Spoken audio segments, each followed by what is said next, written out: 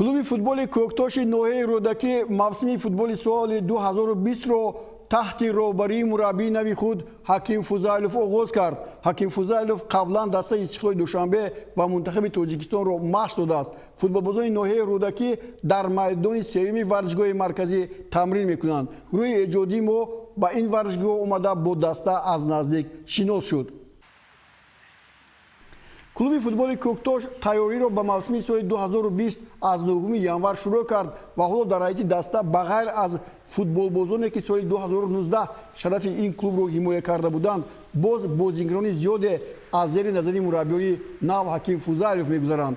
Коктош дар аввалин соли иштирокаш дар чемпионати Тоҷикистон байни дастаҳои Лиги Олӣ ба гирифтани мақоми сеюм ва медалҳои биринҷӣ сарфароз гардид. Аммо дар мавсими гузаштаи футбол баъди марҳилаи аввал дар зинаи дуввум қарор дошт ва ғайри чашм дошт.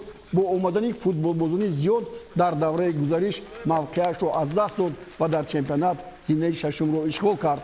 ин боис гардид ки мураббиён бо навбат ба истеъфо раванд. имрӯз роҳбарони даста ба хулоса омаданд ки Ҳаким Фузайлови ботаҷрибаро ба Коктош ҷалб намоянд ва дар баробари дигар дастаҳои пурқувват бозии зебову арзанда нишон диҳанд. ҳоло дар давраи омодагӣ 35 нафар бозингарон аз клубҳои гуногун даъват шуданд ва баъди санҷиш бо онҳо шартномаҳо баста хоҳанд шуд. дар ин қатор як гурӯҳ бозингарон аз дастаи Регаи Тадаз, Хатлон, Панҷшер, клуби марказии варзиши Артиш Помир ва Барқчӣ аз назари мураббиён мегузаранд.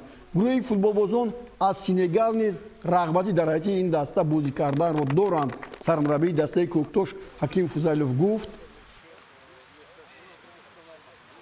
задачи на сегодняшний день стоят у Коктоша создать конкуренцию и, естественно, насколько мы знаем, расширяется с 2021 года Лига чемпионов, и чемпион страны будет участвовать в Лиге чемпионов. Поэтому задача Коктоша будет намного скромнее попасть в зону Кубка АФК. Поэтому задача, думаю, что для команды Коктош, в принципе, решаемая. Если чемпион попадает в Лигу чемпионов напрямую, одна команда, значит, будет попадать в Кубок АФК и дается место еще в плей-офф Кубка АФК. Поэтому вот такие задачи будем ставить, попасть хотя бы вот в такую зону.